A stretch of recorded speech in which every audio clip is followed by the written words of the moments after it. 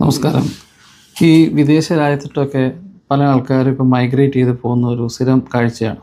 എല്ലാവരും നല്ലൊരു ജീവിതമൊക്കെ തേടി അല്ലെങ്കിൽ നല്ലൊരു സംരക്ഷണം ലഭിക്കുന്ന ഒരു രാജ്യത്തേക്ക് പോകുന്നുണ്ട്.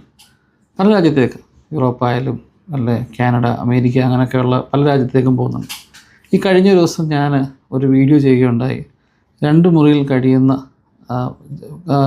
ഭാര്യയും ഭർത്താവും എന്ന് പറഞ്ഞു. ഇതിനെ ബേസ് ചെയ്ത് എനിക്ക് തോന്നുന്നു, എനിക്ക് ഒരുപാട് കോൾസ് വന്നിട്ടുണ്ട്. ആ വീഡിയോയ്ക്ക് ഒരുപാട് കമൻസുകൾ വന്നിട്ടുണ്ട്. എന്നാൽ എനിക്ക് വന്ന കോൾസുകളിലൊക്കെ എനിക്ക് വന്ന മെസ്സേജിലൊരു 90% മെസ്സേജസും ഈ യൂറോപ്പ് രാജ്യങ്ങളിലും അല്ലെങ്കിൽ കാനഡ, അമേരിക്ക അല്ലെങ്കിൽ വിദേശ രാജ്യങ്ങളിൽ കഴിയുന്ന ആൾക്കാരാണ്.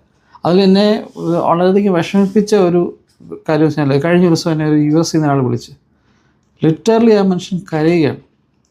അയാൾ പറയുന്നത്, കുഞ്ഞുങ്ങളുള്ളതുകൊണ്ട് മാത്രം ഞങ്ങളങ്ങ് പോവുകയാണ്. എന്താണ് കാരണം എന്ന് അറിയില്ല. ഭാര്യയ്ക്ക് അയാളോട് താല്പര്യമില്ല. അവർ ജോലിയും കാര്യങ്ങളായിട്ട് പോകുന്നു. എന്നെ യാതൊരുമായ രീതിയിലും കൺസിഡർ ചെയ്യുന്നില്ല. ഞങ്ങൾ കുഴപ്പമില്ലാതെ ഒരു ഗൾഫ് രാജ്യത്ത് ജോലി കൊണ്ടിരുന്നതാണ്. ഇവിടെ വന്ന് ജോലിക്ക് കയറി. ശരിയാണ്, ജോലിയുണ്ട്, ഇല്ലെന്നല്ല.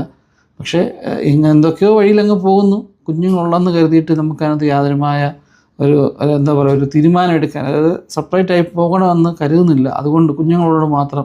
പിന്നെ കുറേ ഫോട്ടോസൊക്കെ സോഷ്യൽ മീഡിയ ഇട്ടങ്ങ് പോകുന്നു. എന്നാൽ അത് കഴിഞ്ഞ് വേറെ സ്ത്രീ വിളിച്ച് പറഞ്ഞു ഇതേ അനുഭവം. ഇപ്പോൾ ചില വീട്ടിൽ സ്ത്രീകളാണ് പ്രശ്നമെങ്കിൽ ചില വീട്ടിൽ പുരുഷന്മാരാണ് പ്രശ്നം. അവരുടെ വഴിവിട്ട ജീവിതം, അത് ചിലയിടത്ത് സ്ത്രീകളുടെ വഴിവിട്ട ജീവിതം.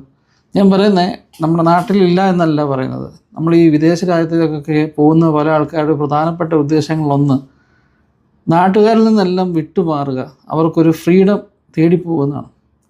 ഈ തേടി പോകുമ്പം ഈ പല ആൾക്കാരും സഹിച്ച് നിൽക്കുന്നത് എന്തിനാണെന്ന് വെച്ച് കഴിഞ്ഞാൽ കുഞ്ഞുങ്ങൾ ഓർത്ത് മാത്രമാണ്. പക്ഷേ ഈ കുഞ്ഞുങ്ങൾ ആ രീതിയിൽ വളരാൻ പറ്റുന്നുണ്ടോ എന്നും ചിന്തിക്കണം.